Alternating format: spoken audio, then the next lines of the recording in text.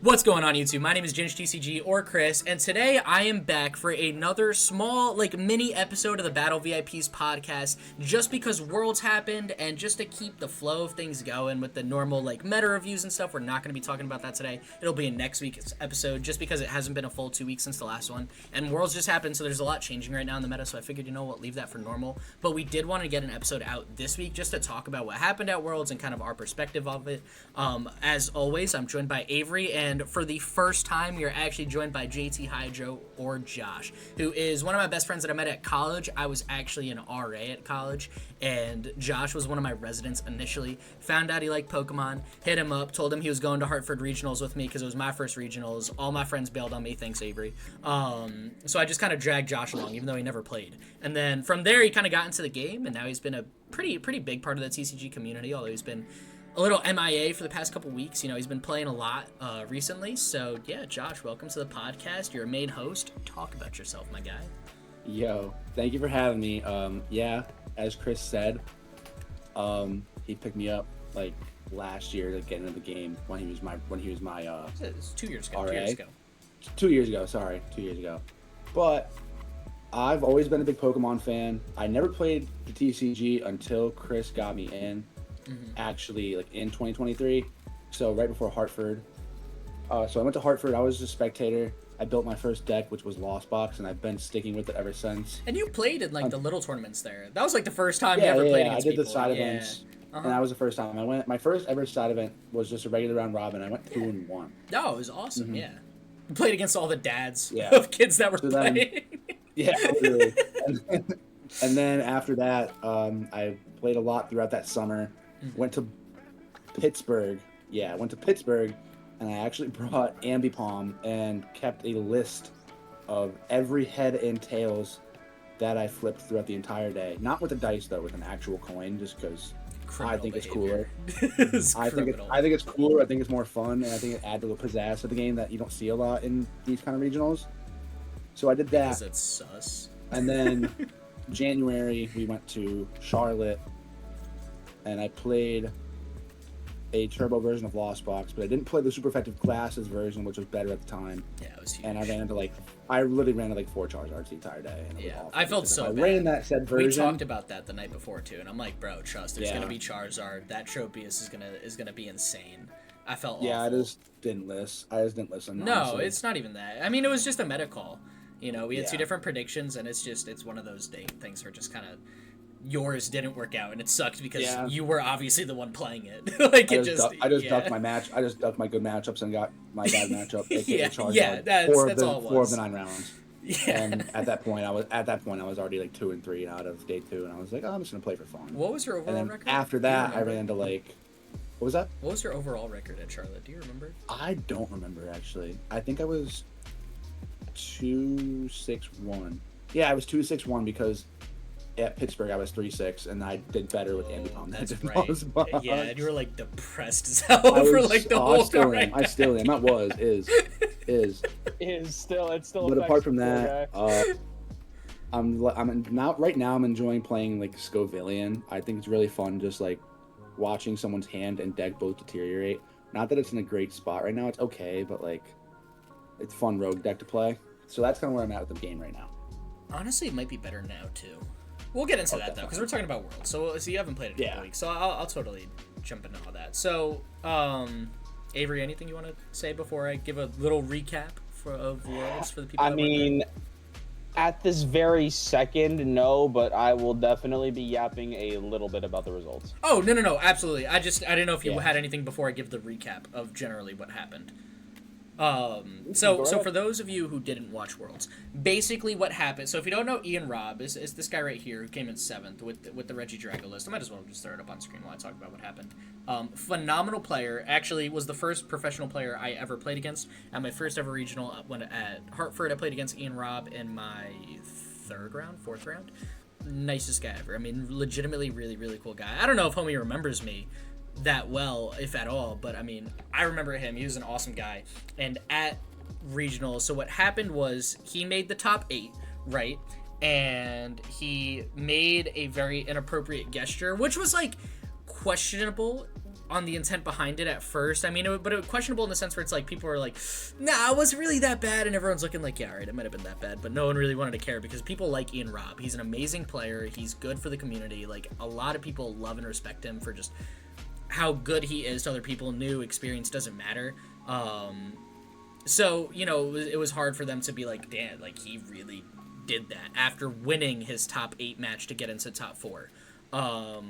So they staggered the 2 top 8 matches. So, you know, there was like, they could record one and then they could stream the other. So Ian won his round. He was in top 4, and about an hour and a half later, before his top 4 match started, they made an announcement that he was actually awarded a match loss for that gesture under one of the rules for just like showboating and taunting your opponent after winning, because in the Pokemon rulebook that it is explicitly stated that's not allowed, and you could actually be awarded a DQ. So I guess overall, and we'll get into like the opinions at the end, but overall, I guess you could say in some perspectives, it was nice from the Pokemon Company that they didn't just, like TCPI didn't just award him like a DQ. He still was able to get top 8 prizing, which is great. At least from what I know. I think he made a post about it. I don't know if he got like the mat or something like that. I know for a fact he got some of the prizing though, at least. If you know, like he definitely didn't get nothing when he could have got DQ'd. So what ended up happening was Fernando, the guy he beat, ended up going on to the top 4 match and shutting down, where is Jesse Parker in 3rd. Jesse Parker was undefeated up until the top 4 match. He was playing Miraidon. I think this was like everyone's favorite to win. He literally had not lost a single match in day 1 or day 2. Like overall match. I don't know if he lost any in the individual sets, but he was 12, 13-0, something like that. And then he played Fernando, who was playing Quad Thorns, and Fernando, even though he lost the top 8, beat Jesse Parker, and then actually took down Shiinosuke, who was playing Roaring Moon, to win Worlds. So it caused this massive uproar, because someone who originally shouldn't have even made the top 4 was now your Worlds champion. And better yet, it was with a deck that, like, half the Pokemon community can't stand. And I think that's where, like, in terms of Avery and I, like, our strongest opinions lie, not so much in what happened, but more so this deck. But yeah, overall, that's kind of, I guess, like the quick-ish recap. I don't know, Avery, did I forget anything there? I don't think I really did. I mean, that's about everything. I mean, I would say that everything like, drama-wise. Yeah. What were you saying? I think a small uproar is a bit of an understatement. I feel like I opened up Poke Twitter, and for like 3 whole days, including the very second, Iron Thorns is trending right now on my Twitter. It is trending. That's crazy. So like, I love it. let's not act like this is so small, right? A lot of people are upset about this thing. I literally made a comment on a YouTube video that was like, listen, if you're that pressed about Thorns, just play it like Canceling Cologne. You probably have space to play it. And this one guy, let me find the comment. Let me find the reply. It's ridiculous. Because he was so upset. Yeah. He got so upset that I said that. He said, and then I made the point afterwards. Let's see.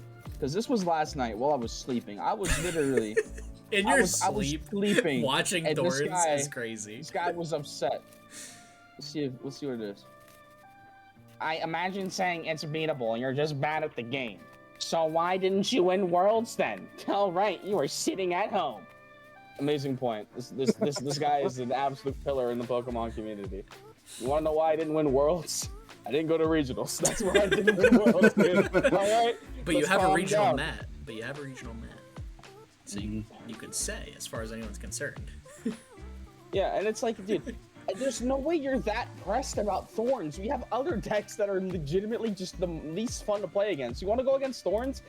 If you need more than 2 Canceling Colognes to be able to play the game against Thorns, you need to go back to the drawing board, hit that edit deck button, and just figure that out. 2 is plenty. Because 2 Canceling Colognes and I think any deck should theoretically be able to be Canceling Cologne. Obviously, there's going to be matches where it's just not going to happen. You're going to draw bad, they're going to have the nuts, they're going to flip 4 heads on hammers, like, whatever, insert excuse here. But theoretically, 2 Canceling Colognes should fix any deck's matchup, or just stick in a Fluttermane.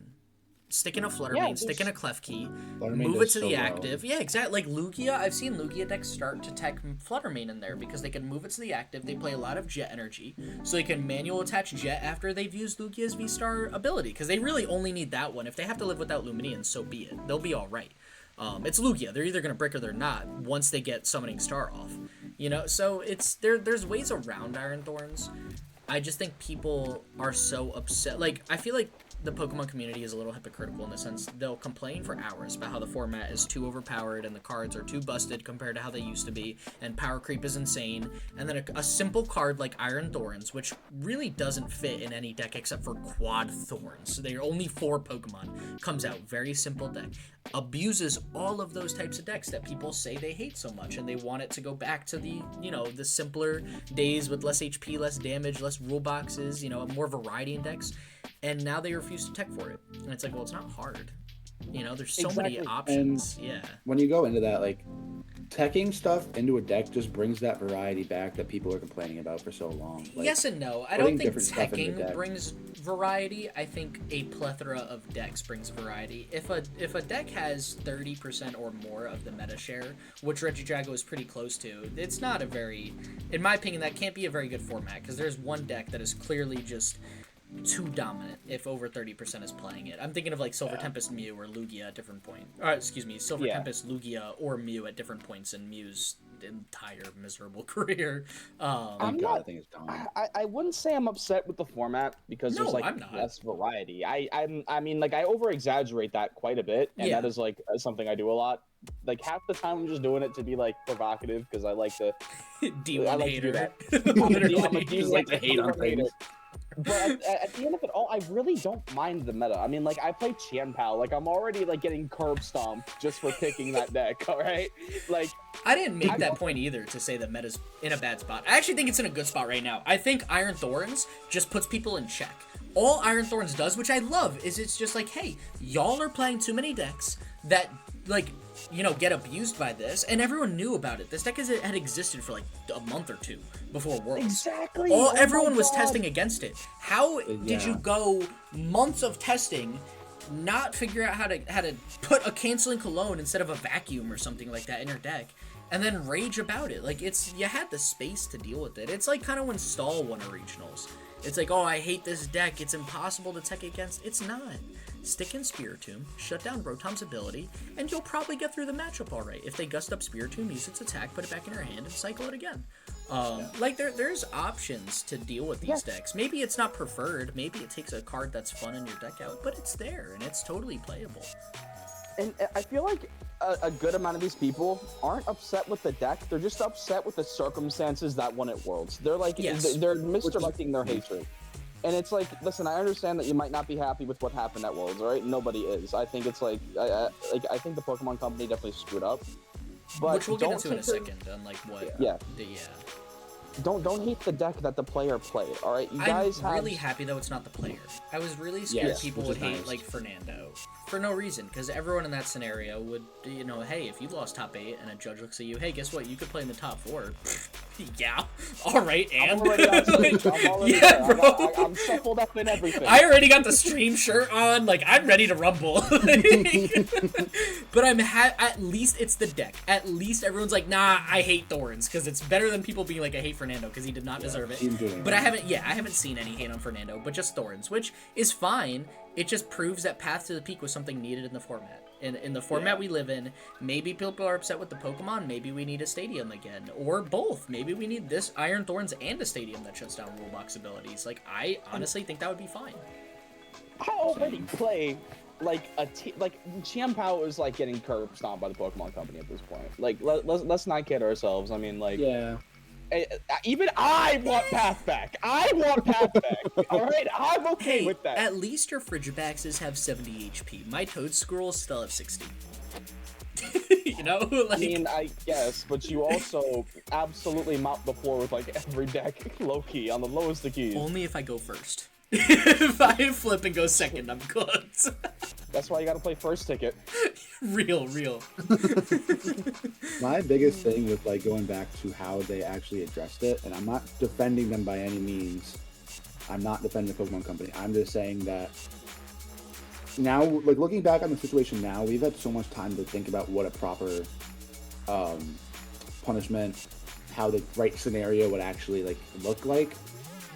For what they were given in the short amount of time they had to make a decision, I don't think it was that. Like, it sucks how it happened, but So How long here's did the this thing, we have? because I know you didn't watch it, and I don't mean this to be like, oh, well, you didn't watch it, you don't know what's going on. It's just from someone, like Avery and I were watching it together, and the whole time we were making fun of Twitch chat, because Twitch chat was exploding. Oh my god, did you hear Ian Robb got, like, you know, like, kicked out of the top 4, and Avery and I were like, they're dense, bro, no he didn't, and then the commentator said it, and we're like, oh no. I think the decision was ultimately the correct one to save face for a company. Because at the end of the day, Pokemon is a business. They had to do that. It is a game that a lot of kids play. And yes, we are adults, and adults can handle behaviors like that. But this was streamed very publicly to people of all ages. And okay, a behavior like that, probably not allowed, and it's safe to say that. And even Ian, I think it was with Tricky Jim on stream or something like that, I forgot how, but Ian kind of admitted that it was like a taunting gesture. So, you know, it's the decision, I think, ultimately was a solid one. I think my problem with the whole situation falls down to it being an hour and a half after he had won and was solidified in top 4. Like, there was already stuff on Twitter about, I don't think it was from the Pokemon Company, but from, like, PokeStats and, like, the big pages like that, saying he was in the top 4. Like, all the big updates had him in the top 4. They did not, you know, if you're going to make a decision that big, gotta be within, like, 20 minutes, I think. And I think that's fair, you know? Either he did it and it was that bad that you know within 20 minutes that can't happen, or you take an hour and a half and now there's this big backlash because it's this massive change. Yeah. And another thing that, like, upsets me personally is that, like, if you go ahead and look at the VOD, they cut that whole, like, gesture out of the VOD. They're like, they tried to cover it up. Yeah. And, like, I understand that, like, the big man upstairs probably wasn't happy that Ian did that. That's completely understandable. This is, like, at the end of the day, it's a 6+ on the wrapper of a booster pack. Like, this game is meant for kids, played by adults. And, like, you know, if you saw, like, a 7-year-old at your locals doing that gesture, you probably wouldn't be like, you'd probably ask, yo, who raised this kid? Yeah. It's not a good look, and he probably shouldn't have done it. That's a $10,000 mistake. Promise you he's not doing that. But I think the time they made the decision was wrong. Yeah. They had to make it. I'm not saying it's like, oh, it's after 30 minutes, we can't, he's fine, just let him go. No. I guess in hindsight and after time to cool down as someone who was legitimately rooting for Rahul Reddy and Ian Robb, like those were the two guys I was rooting for because I've met them both in real life, and played against them both in real life. You know, the decision had to be made. I just think it was far too late. I think something like that happens, it's got to be within 20 minutes. You have to let Jesse Parker know, because Jesse Parker was undefeated thinking about Drago. It directly impacted him, like, in a major negative way. Like, I can only imagine how his mental was impacted based on, my god, he looked so upset on stream. Switching. You could see Jesse on stream just fell apart, man. Like, it looked like the life was drained from his eyes. Like, it looked devastating. Because he was in a tough scenario against Thorns, and honestly, there's a difference in playstyle than an hour of mental prep. You know, if you're going into your worst matchup and you had an hour to sit before the match and just think about, just rehearse how your deck beats that bad matchup, at least you got hope. At least you got the game plan. He was probably doing that against Drago. He was going into his top 4 match against Drago. And all of a sudden, now he switched to Thorns with like 10 minutes before his match. Which is just brutal. Yeah, that's very hard from Jesse's end. It's very hard, even on Fernando, because he might have just checked out. I mean, he clutched up, you know, like, shout out to him. My guy really did clutch that up, but he was probably out, man. He was probably just hanging around waiting to see who won overall, you know, proud of himself for making top 8, and then all of a sudden he's getting hunted down to jump back in. Yeah, and that also, like, just, and this is going to sound like, this might sound cringe as hell, but, like, that just impacts the integrity of the game and, like, what Pokemon World is meant to be. Like, it's just meant to be something that's fun and everyone gets along, but then this whole situation just puts a giant cloud over the Pokemon community that we've been, like, more or less the video games that happened a while ago. Like, they've been trying to fan away this cloud for a long time, and they're finally getting to that point. People are finally starting to appreciate the game again, and now... Well, I don't think it's so much a cloud on the game as a whole. I think a better way to put it is a lot of people, when they talk about the 2024 Worlds, there's going to be an asterisk next to Fernando's name. Because this is the Worlds where it's like, what if this happened? You know, in other Worlds, I'm sure people have misplayed. I'm sure people have lost matches they should have won. I'm sure there have been bad judge calls that might have ruined someone's match. I'm sure all of those things have happened. I don't know if those things have happened. I'm sure they have or they will. But in none of them thus far has someone who lost the top 8 and won Worlds. That's an insane statement. You know what I mean? Like, that statement is wild. So, like, for me, Fernando is the clear-cut winner, and I'm happy he won. I mean, I've never met the guy, but he seems like a great guy from what I've seen, like, you know, of him online and on stream and whatnot. But, and he was given a chance that anyone in his shoes would have taken, so that's good enough for me. But it's still, like, he lost to the top 8 match, and he won. That's awesome. I love that. And I know people will hate that. Like, I know people will. But it's such a cool flex at the same time. It really is. It really is. Like, I lost and won. Yeah. Like me. Wait, so, like, I didn't look at it. How did it impact his record? So, was he, like, let's say he was, like, 9-2 going into that match against Ian. Was he still 9-3? Or would he have like, going into the top 4 match? Yeah, like for his next. He had a loss there.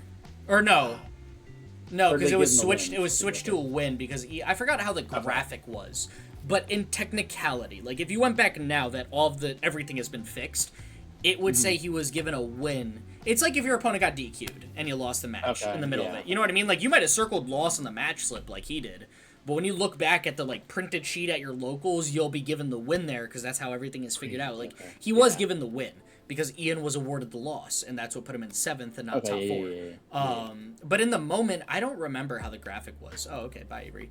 I don't remember that graphic was. Did he PM me or something real quick? I don't. He made us DQ'd. He'll be back. He might have. I don't think he. Yeah, he didn't send me a message. All right, he'll probably be back. He probably just needs a second. But yeah, so it was definitely an awkward situation. It definitely wasn't. Oh, there he is. Awesome. It definitely. Hello, everyone. That intro's insane. Yeah, so that's kind of, I guess, the general gist of what happened at Worlds, kind of how we feel what happened. I think what happened, and Fernando still deserves to be celebrated as much as any other winner at the end of the day. And it's stuff like this happens everywhere too. It isn't like, so as much as I want to say it's bad, it's awful, stuff like this happens in anything you're gonna see. So it's like, just you live and you learn, you move on. And now I also think that the Pokemon company has a better idea of how to control a situation like this if it happens again. But it's very possible someone can lose. They're not thinking they're on stream. They make a gesture. They make a taunt because like some people do that when they win. And like there's a difference between celebrating what he did. Oh yeah, I mean like a genuine, completely like wrong celebration. I mean, like, some people just don't think when they do it. It's bound to happen again. Whether it's the next regional, it doesn't happen until 2028 Worlds. Like it's gonna happen again. And I think now the Pokemon company has a better idea of how to handle it, and they will handle it quicker and better next time. Yeah, I hope so. I hope just quicker is really all that's needed. Oh yes, a quicker decision is essential. Yes. I also think that people are a little bit more upset because that like there were literally people like on camera cheating and they weren't like, oh my gosh, they weren't hit until like after the World was ended. Nothing was ever done for some of them. Like there was Josh. There was one guy who like, let's say he was playing and his discard pile was right here, bro. He literally like, what was it? Stacked a boss's orders in his palm and like hit it. Yep, and just put it in his hand. And it was caught on video. And I don't even think anything happened to that guy. Like there is a few instances of people like blatantly pulling out some like magician card tricks, and no one. It didn't seem like, at least from what I've read, like nothing happened to those players. But then you got this situation where it's rough, and there's also been other times where it's like people curse on stream or something like that when they're on those matches. Yeah, and like, and they just get a warning. People swear and get a warning. That's it. Which I think is fair. They get a loss in a best of 3. Yeah, which I think that's a little more fair, to be honest, because people just naturally might talk with more cursing, and they have maybe never been on stream, maybe never had a camera in their face recording, and they just kind of forget to have that switch. So I think a warning is very justified in those scenarios. I think it's just hard because this is literally the biggest stage Pokemon had for this to happen. You know, it's the World's Championship. It's not even a regionals. This is the biggest stage Pokemon as a company, I think, has to advertise all their stuff, you know, and reward the people who deserve rewarding in the games, and that's their top players for everything. So, yeah. I don't know if you guys saw this at all, but I saw a lot of the issue this year was people going to Worlds, going to the shops where like they have like the limited stuff, like the limited deck boxes. And and people just scalpers. buying massive bulks of stuff. Yeah, I think that. And I'm like, I don't understand why a deck box is limited to 4 per person. I don't know why. Well, I know Max why limited it's to 3 per limited. person. It's limited for exactly what you just said. Well, yeah, but Because- why is it? Why can I go and buy like 3 deck boxes? What do I need 3 deck boxes for?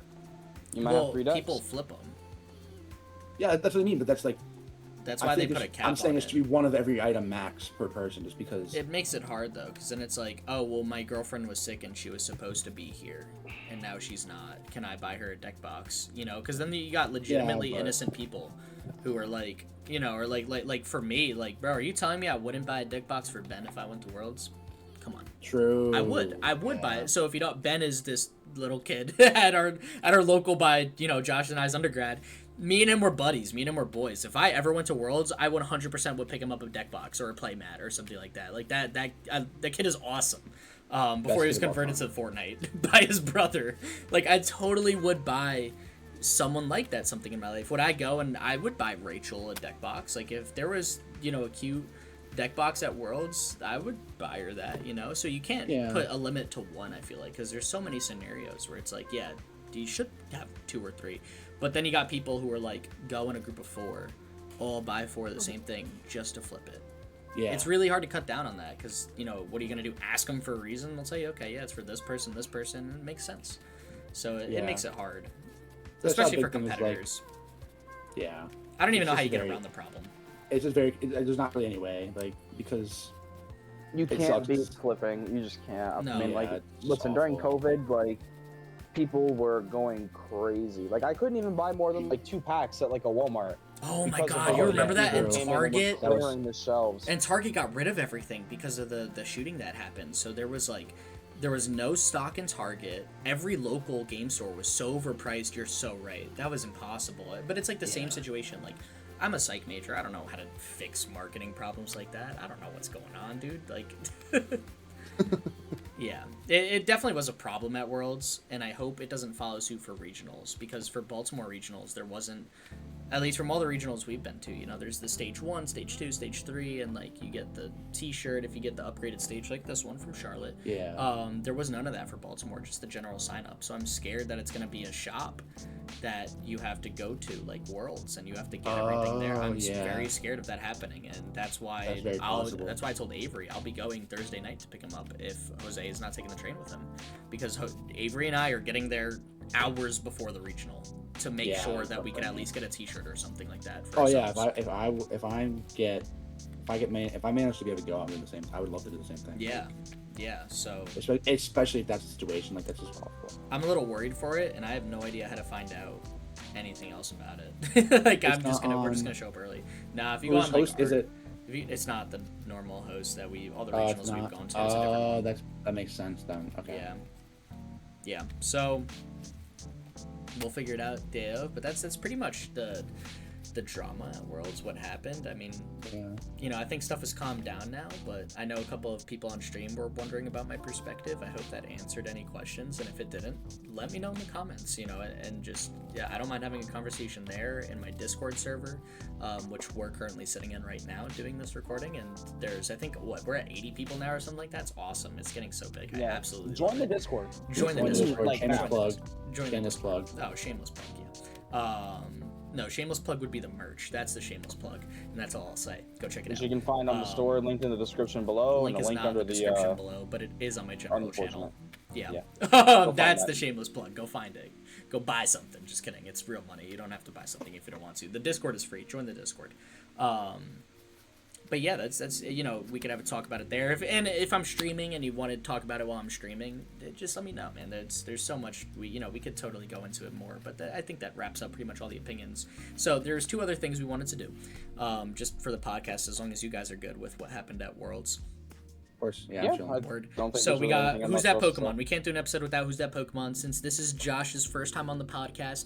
Avery and I have both selected images for Josh to get, and then we will talk about, since Worlds has happened and we're now in the 2025 Pokemon season, I figured it's going to be very quick, but just glance over the changes made to how you qualify, to the qualifications for Worlds and everything like that, because there was significant changes made to the possibility of like your average Joe qualifying for Worlds, and I think it's fair to say we all sit in that boat with y'all. Even though I'm streaming, some of y'all might put me or like Avery or Josh on some sort of pedestal because we're here talking on a platform about what's going on. We're not. We're broke boys and girls like y'all watching, and we also don't go to that many regionals. Yeah, you know what I mean, dude? Like, so these changes will affect us, and I think there's actually a little bit I want to say about the changes, but I'll get into that after. For now, let me pull up the images for who's that Pokemon for Josh to get. Avery and I both selected one.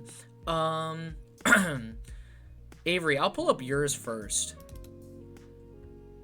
Sure. And then I'll have to share my screen. Oh wow, that's we're gonna have to, dude, you're a demon. Okay. This is insane. Josh, best of luck. Okay. Best of luck. There's the screen. All right, you are aware I'm of zoomed in rules. at 500%. Oh. General rules. Gotta guess questions about the card. You have to guess the card, not the Pokemon. Okay. Yeah, that's pretty much. You got seven guesses. 7 guesses. Yeah. Does a guess include? Or no, 7 questions. Excuse me. You got 3 guesses. And 7. Okay, questions. so the questions and guesses are different. Okay. Oh yeah, that's my bad. My first guess is it Iron Leaves. I need a card. From the newest set. Avery, this is Iron Leaves EX. Are you dead ass?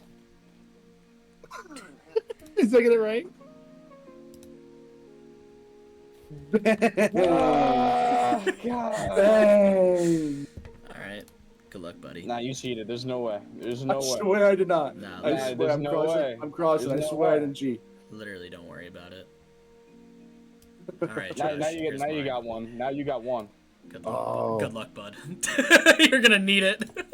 Okay. Is this from Sword and Shield? No. Okay. Avery, keep track of the questions. That Okay. is question 1. Yeah, I should actually pull up the card. Josh, close your eyes in case this pulls up. Oh, actually, no, it's 100% gonna pull up. Close your eyes. I'll tell you when to open it. My eyes are closed. All right, cool. Yeah, I knew that was gonna open up on the main screen. All right, you can open them again. You better not have seen that. I should have pulled that up first. I wanted to keep the I did card on not see it. my other screen so you couldn't see it. All right, you're good. Is it a dark type? No. Is it a psychic type? Negative. Oh God. Oh, so it's definitely. Is it an alternate art? Yes. Okay. That's 4. Yes. Phenomenal. You got 3 more questions. I believe in you. Remember, part of the Pokemon is in this picture. However, which part is the Pokemon? It is also a rule for the game if you didn't know. I promise Yeah, I knew everyone that. watching. Normally, I wouldn't be this devious, but Josh has missed one too many episodes for me. I had to. He's a main host. I had to make sure he knew that if he does this again, I'm gonna just get worse and worse with what I give him. Okay, so this is a very specific question. Is the part of the Pokemon that very, very little slit on the bottom left? Is that a question that's allowed to be asked? Yeah, no, absolutely. I actually don't think so. No. Okay. I'm gonna be 100% honest with you. I think because it's so zoomed in, I don't even know if you normally would have seen that on the actual card. Okay. So like I'm like yes and no. Like that's you could ask Alright, another that's fine. question. It's not Nah, the it's fine. tiniest slit. Like it's not. You know. So from Yeah. slit- Because I'm zoomed in at 305. It's like a good 125 by 125 pixels. Like it's a legit. It's actually Okay. bigger than the minimum requirement I kind of talked about with you guys. So it is a Is portion this of the from- card. Yeah. Is this card from Shrouded Fable? No. No. I wanted to make You sure run you out have of seen the card. questions here. Yeah. You got what? 2 more? 2 more. Oh my goodness. Yo, I'm going back to back on stumping y'all. I got Avery. Avery got dittoed last week. If you didn't Wait, see oh, that, I know check what it out. card this is. What is it? Oh, what Pokemon is it? Is this card an electric type? Yes. Oh, what card is it? It used to be Miraidon. I remember the art. I remember seeing it on TCG. I just don't remember what Pokemon it is. Oh, it's an EX. Is it an EX? Yes. Oh no! What card is this? You might be out of questions. You have 3 guesses. I'm out of questions. I have 2 guesses because I guessed Pokemon first. You did? Didn't I? Or was that was last time because I guessed Iron Yeah, Leaf. you guessed Iron Leaves instantly. Oh my guess! Oh my god! Although is this Zapdos EX? Negative. No. This is exactly where I wanted you. I wanted to give you a card you knew so you'd be upset with yourself. Oh, what is it? Oh no, I know what card it is too. It's not a guess, but I'm pretty. Oh, the Pokemon's a legendary too, or a mythical, or something along those lines. You're out of questions, dude. I know. I am. I'm just talking Dude, myself. this might be I'm just thinking out Tepig. loud. This might be Tepig. You have literally no idea. No, it can't be Tepig. It's an electric type. It actually might be Tepig. Okay, I guess it could be Terra Tepig. It could be Terra Tepig EX technically. That's what I'm saying, bro. That's what I'm saying. Like you technically don't know. It's not Miraidon, obviously. Yeah. Not guess. myself, but I'm just talking myself. So I guess. No. I'm just thinking out loud so everyone hears my thinking, because that's also how I think in real life. No, I prefer that. So we don't sit here. Tapu Koko EX. Oh my god. Well done. That was impressive. That was very impressive. My head hurts. Yeah, so that snippet is technically like this pink, which I think should be covered. You know what I mean? That's why I was like, oh, like Okay. technically that is not part of the Pokemon, but like it's supposed to be black. You know what I mean? Because like there's that little pink in there, and then if you look, like that's what that pink is. It's actually not. I asked the dark questions and thought it was Pekka. Yeah, no, that makes sense. That makes sense. And then I just stared at it enough that to a was point solid. where I remembered seeing the art, and I was like, wait. Fire card.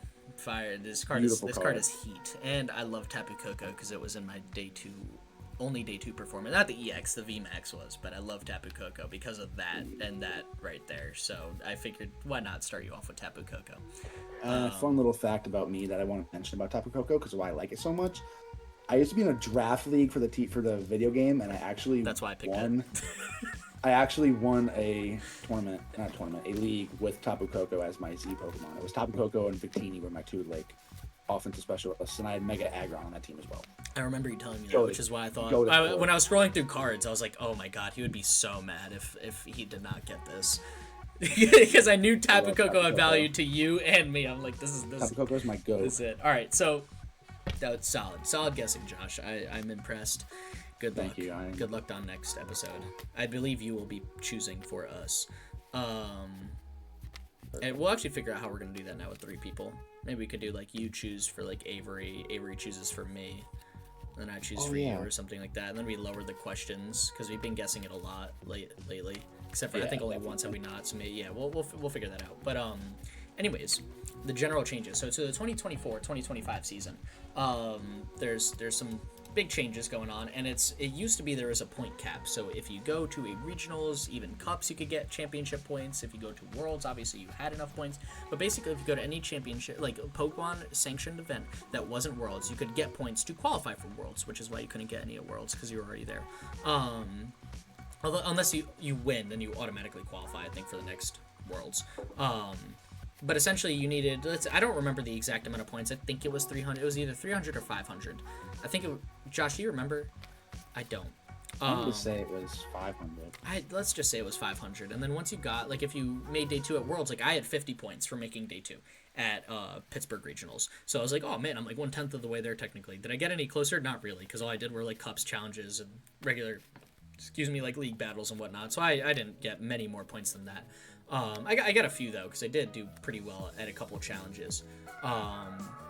But yeah, every player had a fair chance to qualify as long as they met the cap, which made it possible, and I think that's why part of the reason people like this game so much was people were like, okay, theoretically, if I do amazing enough at one, a couple regionals here, go to a couple regionals, take a few fun trips, I could actually make Worlds. Well, now it kind of takes all of the casual players who could try to make it off going to a few regionals and then a bunch of like challenges and stuff. It took that possibility out, and there was a cap on how many cups and challenges, how many points you could get from it, so you couldn't go to like 8 trillion cups and get enough points to make Worlds. There was always a cap on like, I think you were limited to like 50 points or something, like 75 points from like cups challenges, something like that. Now it is only the top 125 players in the Masters age group. Obviously senior, junior are posted here as well, right next to us. Actually, let me stop my screen sharing so now our faces are a little bigger. There we go. So now it's 125 top players from US and Canada, Europe, 100 from Latin America, 20 from oh my god, why can I never say this? Avery, help. Oceania, thank you. I don't know why that word is impossible for me. And then 10 players from the Middle East and South Africa can qualify for Worlds. So it's like you have to be pretty much a pro player that goes to like all these regionals to try and get into these top 125. It is going to be near impossible unless you get like a top 4 finish at a regional to actually break 125 and only go to one or two regionals. Because there's so many players who go to every single one, or like easily go to like 5 or 6 or something like that, and for the casual player like us who usually only go to maybe 1 in the fall, 1 in the spring, it kind of takes out all the hope of making Worlds, which I think has made it very hard for even me personally to want to like do that at this point. Like I don't really like, I remember last year Josh, you and me were talking, we're gonna make a Worlds push this year, and like, and then this came out and now it's like, well, we can't really do that. Baltimore. Like, yeah, we can't really do that. That's not really realistic at this point. So it makes it harder. I mean, there's also another small thing that was changed, and I actually don't think this will affect it too much. So the point system is right here if you want to go through this, how many points you get based on how many people are in the tournament. This is the booster packs. I think the points, this is the points right here, but it's all on the Pokemon website. You could just look it up very easily. But this is the other big thing, is the how many rounds. So that was the other thing I wanted to mention. Most regionals recently have still had over 2,049 players. So you still get the full 9 rounds in day 1, but there have been a couple regionals like Knoxville and other regionals like that where they have less than that. So they would actually be playing 8 rounds, which would mean they would need almost a perfect record to make that day 2. You know what I mean? Like, I think at that point they're allowed 1 loss. It pretty much takes out all of the point of like tying. It makes tying worth a loss pretty much if it's not the last round and you're tying just to guarantee you're in it. Because there's matches like in round 2 where it's like, time just legitimately didn't finish and you just take a tie and you're like, whatever, I'm alright. If I tie another one, I'll be good. Now, if you're playing in a regional where there's less than 2,048 players and there's 8 rounds, if you tie a single other match, you're not making it to day 2, most likely. You could still get some prizing. Like, now they did change it, so now you could still get some points and some prizing if you were at the latter end, like if you had 2 ties in an 8-round tournament, which is new. Normally, no one who didn't make day 2 would get really any prizing at all. So at least there's that, but I don't think it feels the same. Like, I would rather make day 2 in a 9-round tournament, regardless of size, than get like 25 championship points and like 8 packs or whatever it is. You know what I mean? Like, I don't know. If I wanted 8 packs, I'll just go to the store and buy it. I went to this regional to try to make day 2, and I could have with the 602 record, and guess what? Now you probably won't be able to. Or if you went like 5-1-2. Really, if you went 5-1-2, you made day 2 in a 9-round tournament? Because then you could just ask to ID and 5-0-3. Does that make it 15? Yeah. Oh no, you might be a point short still, because isn't it 19 to make day 2? Still, it's like it takes out the whole reason to tie. Compared to day 1, where like you could get a couple ties. Like when I made day 2, I had a couple ties and I was still in it. That's another thing, is I think that with this changes, I think it'd be a little more beneficial if they moved the point down to 18 from 19, and I know that 1 point you can't do that because right now it's set. So actually no, it literally is right here. Match threshold is 18, so here it is 18. So okay. if you played in an 8-round, word dense, if you played in an 8-round tournament, you need 18 points to move on. And then these, what is it, you need 21, so now I think you got to win an extra match as well. compared to normal, which is just, it's kind of insane. You're asking people to go damn near undefeated for this many rounds, which I think is a very tall order, and I think takes out a lot of the general population from the game. It kind of takes out the chances for them to make day 2, make worlds. You know, I think part of what made Pokemon such an amazing game was before you went to a regional, you're sitting there with your group and you're like, well, you know what? I could technically make worlds if I just like clutch up and get like top 16 or something like that. Now, yeah, nah, it's probably not enough. And that's like I think hurts. It takes a lot of motivation out of the game for some people, in my opinion, because like it's not as fun. You don't have as much of that chance now. You gotta like, it only really gives not just bigger names, but like a lot more experienced players an advantage, which I guess they have an advantage anyways. But now they just have kind of a bigger advantage. It gives the pro players who are already going to every regional, or like 80% of them, it gives them almost like not a guarantee, but it definitely paves the way for them to have an easier time of pulling this off. Like but at the same time, they're having an easier time, I guess. But they're also having a lot harder of a time making worlds now because it's only top 125.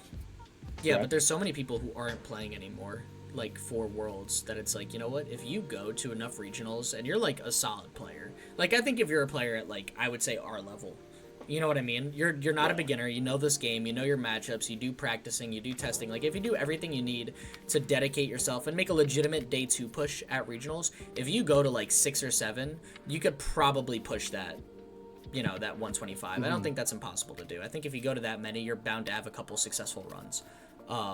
Like, I mean, look at us.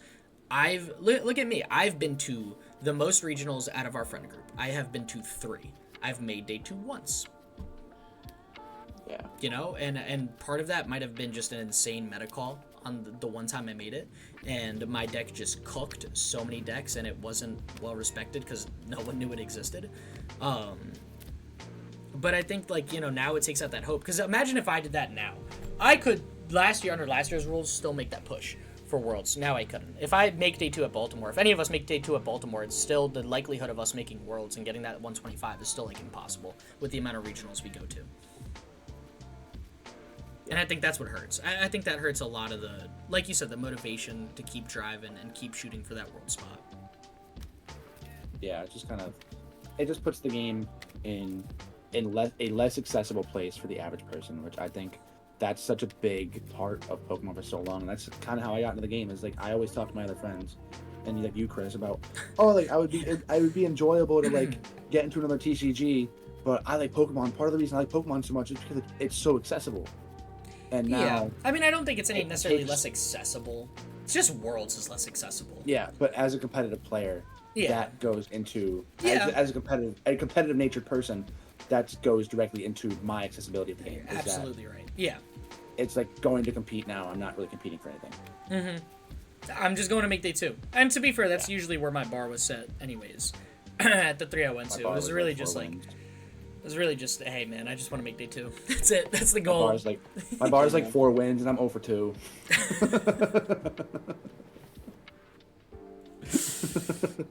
Yeah, it's rough. I played Ambipom and worst lost box. I mean, I kind of was asking for it. I think I'm 2 for 1 if that's the bar. Yeah. I had 3 wins on my first. Duh, my second was 702 day 1.